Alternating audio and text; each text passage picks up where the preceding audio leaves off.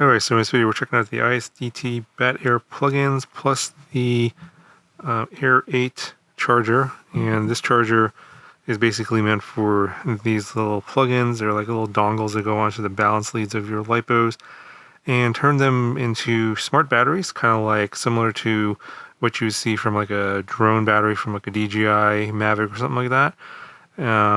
These have like little wireless transceivers in there that will communicate with a smartphone app, which I'll show you here shortly. And you can get data on the voltage, as well as you can set some settings in there. And along with those settings that you set when you set up the dongle, you'll transfer the settings into the chargers so that when you plug them in, you don't have to actually go through all the settings and set up the charge cycle.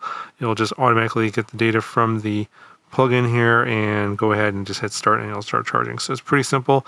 Now this charger, they call it the Air8. It's basically the same as the Q8 that I reviewed like 2 years ago, except it has this feature that is able to recognize the data that comes from the little plugins and the data that's stored on the chips inside here.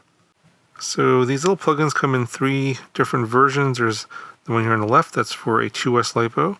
The one in the middle is for a 3S or 4S LiPo, and the one on the right is for a 5S or 6S LiPo.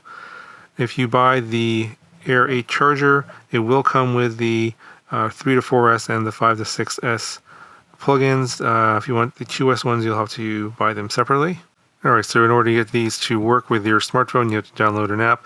I'm going to get the app for Android, so you have to just go into your Google Play Store and search for BattAir, and the app is going to be the first one, and it looks like this. I've already installed it on my phone. If you have an Apple phone, the process is probably going to be pretty similar. Just search for the BattAir app in the Apple Store and download that. So I've already set up a couple of these here. This is like a 2S LiPo, and the balance lead plugs in like this. So basically you have to match this end of the balance plug like this. So it's kind of hard to mess it up. So you can see the plug looks like that. It should go in the same way, not the other way. It's actually backwards. And we'll just plug that in. And I actually have this already set up, so I'm just plugging these in. So this is the 2S version, and this is a 3S LiPo. I'm going to show you how to set up the 6S LiPo. Now you can see here with this 3 to 4S, you can have it, which way do you plug it in. Now I found that if it'll power on if you plug it in this way or this way.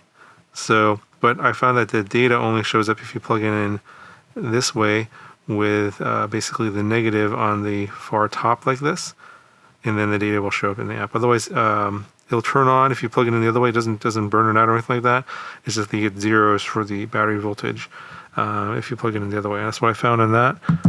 So I think that these guys are going to be most useful for these really giant size batteries, where you're going to maybe use this out in the field to charge up other batteries, and you don't want to constantly have to check it out, what the voltage is all the time. You just want to maybe look on your app.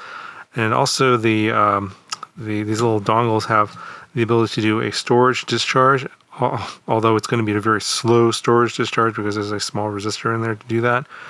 But it's maybe a useful way to check the battery if you maybe have this inside a bag or something. You don't want to pull it out because it is wireless. You can just look on your phone and see what kind of battery voltage is on here. So again, since this is 6S, is only going to plug in one way. You don't want to plug it in backwards, and you want to match up the way the balance lead looks like that. So we'll go ahead and plug that in. And you can see there it shows unknown battery. Go ahead and select that. The other 2 that I plugged in are already set up. And then you're going to get this interface to initialize the battery, because you have to basically get all the data into the app, and it'll store it onto that dongle so that it'll when you put it into the charger, it will know how to charge it up and what kind of charge rate you want to set it at. So this is a 5200 milliamp hour 25C6S LiPo.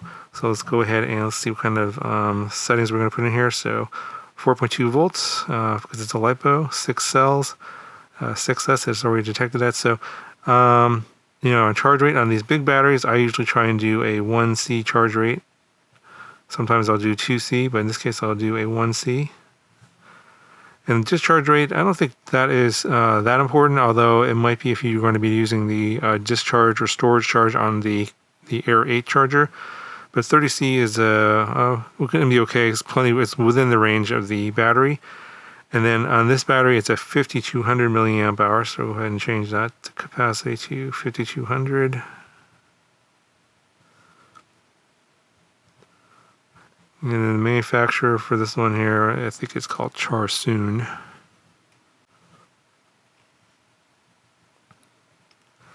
And then you can put a password in here. That's going to be used to reset the dongle in case you want to use it for a different battery. I'm just going to leave it as default. And we'll hit save.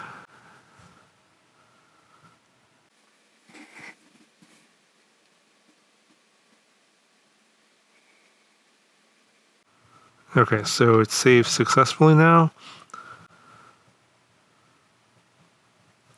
And we can see here we have our data that we put in there, 5200 milliamp hours success, showing current capacity of 71%.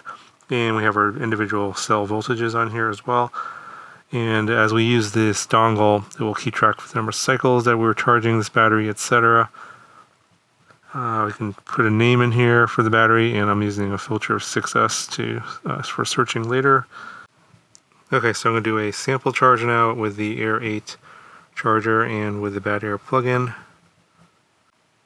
Okay, so basically you plug it in like you do like any other battery over here, and then we can see that it's already brought over the settings that were in the app, which you can only adjust these settings in the app. So if you want to change these, you have to go back to the app, and then we'll just hit start. So it's pretty simple. Basically, once you set up in the app, the settings are in there, just plug it in, hit start, and it'll just go off and start charging. So it makes it a little bit simpler if you have a bunch of batteries and you don't want to keep track of every setting and put it in manually, although some people would rather do that if they want to charge it faster or slower. But if you just want to just plug it in, charge, and just not think about it, then this is a nice system for that. So that's pretty much it. Otherwise, it works the same as the regular Q8 charger. Yeah, I'll just link that review down in the video description. Otherwise, it doesn't look any different than this. The only feature is that it is able to detect these BattAir plugins and get the settings that you put in from the app, and then use that to put into the charger, and so you don't have to actually put those in manually. Okay, that's going to do it for this video. Hopefully it was helpful, and I'll talk to you guys in the next one.